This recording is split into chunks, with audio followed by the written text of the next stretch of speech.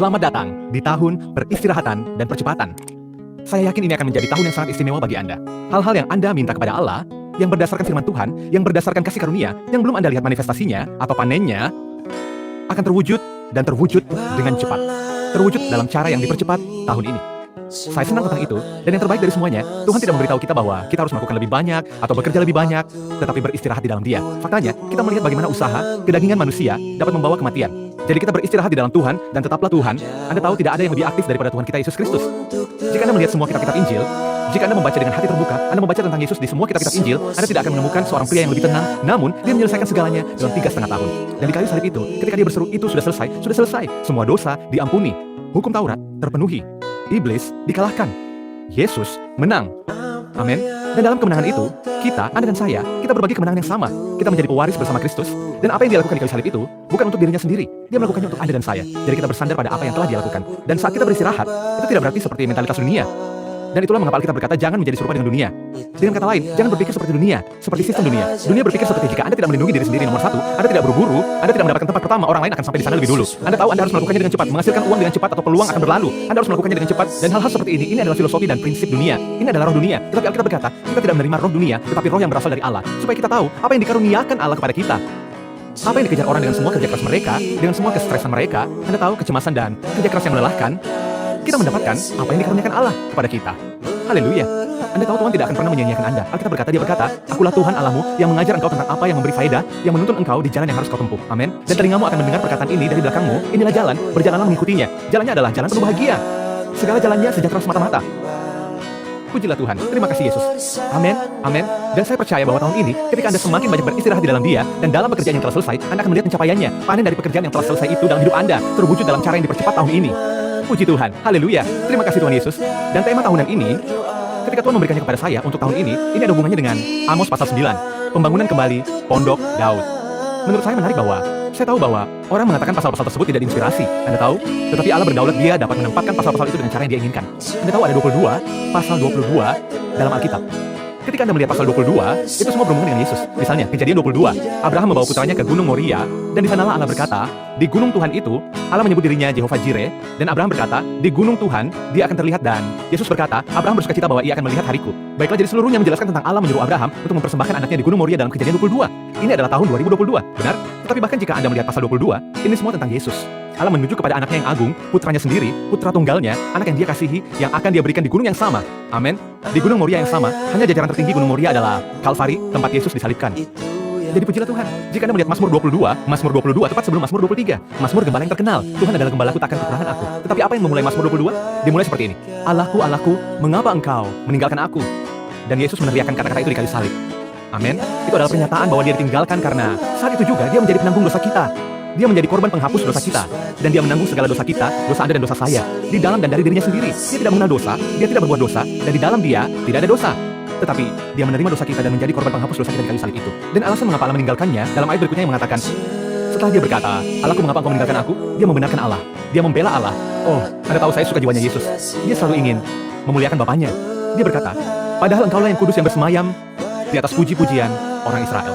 Jadi Allah tidak bisa melihat dosa, dan Allah berpaling darinya. Sebagai Allah, dia berpaling darinya. Sebagai Bapa, dia tidak pernah lebih berkenan kepada Yesus pada saat itu.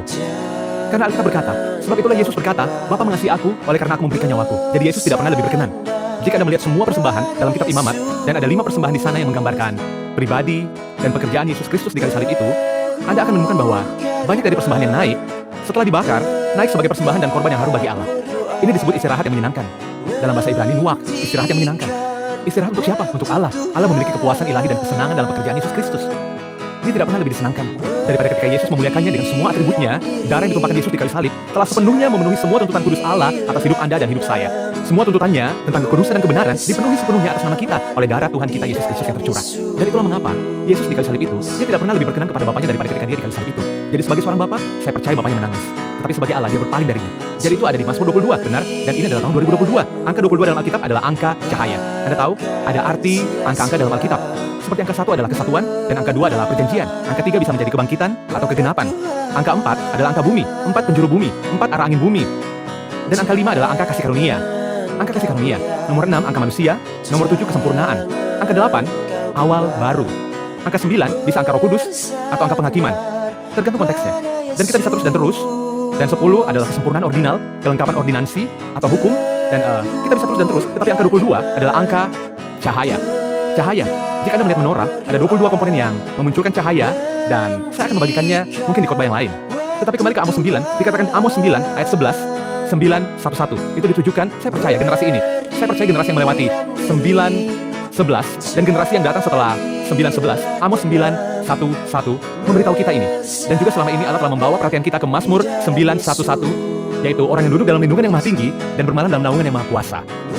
Dan nomor panggilan di Amerika adalah 911. Amin. Ini adalah nomor untuk penyelamatan dan pembebasan. Amin. 911. Allah menyuruh kita tinggal di sana dalam lindungan yang maha tinggi. Tetapi selama waktu ini juga 911, Amos 911 dikatakan, pada hari itu aku akan mendirikan kembali pondok Daud yang telah roboh, aku akan menutup pecahan dindingnya dan akan mendirikan kembali reruntuhannya, aku akan membangunnya kembali seperti di zaman dahulu kala. Jadi Allah berkata bahwa dia akan membangun kembali pondok Daud atau kemah Daud. Perlu Anda pahami bahwa ada kemah-kemah lain. Sebelum kemah Daud ada kemah Musa.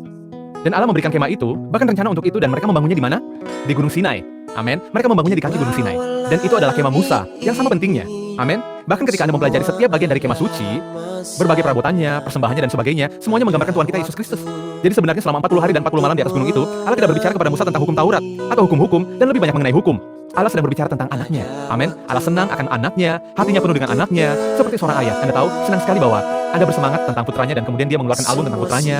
Putranya mungkin berada di luar negeri pada waktu itu dan dia akan menunjukkan semua foto putranya selama bertahun-tahun dan sebagainya. Dan apa yang terjadi jika Anda tidak tertarik? Anda melihat ke arah yang jauh, Anda melihat ke telepon Anda melihat keluar jendela, Anda tahu apa yang akan dilakukan pria itu? Dia akan menutup albumnya. Amin. Jadi Alkitab adalah semua tentang anaknya. Amin. Dan begitulah cara Yesus menguraikan kitab suci. Ketika dia bangkit dari kematian, pada hari yang sama dia bangkit dari kematian, di pagi hari, di hari yang sama, dia berjalan dengan dua muridnya, tampaknya begitu biasa, tampaknya begitu duniawi. Amin. Berjalan dengan dua murid. Tidak adakah hal yang lebih penting yang Anda pikir mungkin ingin dilakukan Tuhan pada hari dia bangkit dari kematian? Tapi dia sedang menunjukkan sesuatu. Anda lihat mereka dicampakkan, dan mereka putus asa, dan dia mendekat kepada mereka. Karena mereka berbicara tentang dia. Anda lihat ketika Anda berbicara tentang Yesus, dia mendekat. Amin. Namun demikian, mereka hanya melihat sisi gelapnya. Oh, dia telah disalibkan. Padahal kami dahulu mengharapkan bahwa dialah yang datang untuk membebaskan bangsa Israel. Perhatikan bahwa mereka menggunakan Yesus sebagai alat untuk mencapai tujuan. Sentralitas hati mereka bukanlah Yesus. Sentralitas hati mereka sebenarnya adalah Israel. Padahal kami dahulu mengharapkan. Mereka berdua berkata kepada Yesus ketika dia datang. Dan ngomong-ngomong, Yesus menahan mata mereka untuk tidak melihat dia secara langsung. Oke? Jadi mereka berbicara kepadanya seperti orang asing dan dia mendekat, dan inilah yang mereka katakan. Padahal kami dahulu mengharapkan bahwa dialah yang datang untuk membebaskan bangsa Israel, mengacu kepada Yesus. Jadi Israel adalah pusat di hati mereka, bukan Yesus. Yesus hanyalah sarana untuk mencapai tujuan. Mungkin bagi Anda tahu, Anda mungkin akan memulai karir, dan Anda mencoba untuk fokus pada karir Anda, dan hal-hal seperti itu. Tidak apa-apa, itu bagian dari tanggung jawab ilahi, yang telah Allah berikan kepada kita, sisi surga ini. Anda tahu, amin. Allah berfirman, perbuatlah dengan segenap hatimu seperti untuk Tuhan. Bahkan dalam melayani atasanmu, dan melayani orang yang mempekerjakanmu, seperti untuk Tuhan. Dengan penuh kesadaran bahwa dari Tuhanlah, kamu akan menerima bagian yang ditentukan bagimu sebagai upah. Jangan hanya di hadapan mereka saja untuk menyenangkan mereka. Jadi mata Anda tertuju pada Tuhan. Dan jika bos Anda tidak memperlakukan Anda dengan benar, Anda dapat mengubah hatinya, atau Tuhan dapat mengubah bos Anda, atau Tuhan dapat mengubah posisinya untuk Anda, amin. Tetapi jika Anda melakukannya untuk Tuhan, dari Tuhan, kamu tahu bahwa dari Tuhanlah kamu akan menerima bagian yang ditentukan bagimu sebagai upah. Dan ada hal lainnya, Anda tahu Anda bisa mempercayai Tuhan untuk setiap area di dalam kehidupan Anda, penyediaan, persediaan, penyembuhan, amin, dan kesejahteraan keluarga, hubungan keluarga, dan hubungan baik dengan orang-orang. Sebisa mungkin kata Alkitab, hiduplah dalam perdamaian dengan semua orang, dan semua ini adalah area di mana Allah ingin Anda diberkati. Tetapi area terbesar adalah hikmat untuk mengenal Yesus, untuk melihat Yesus.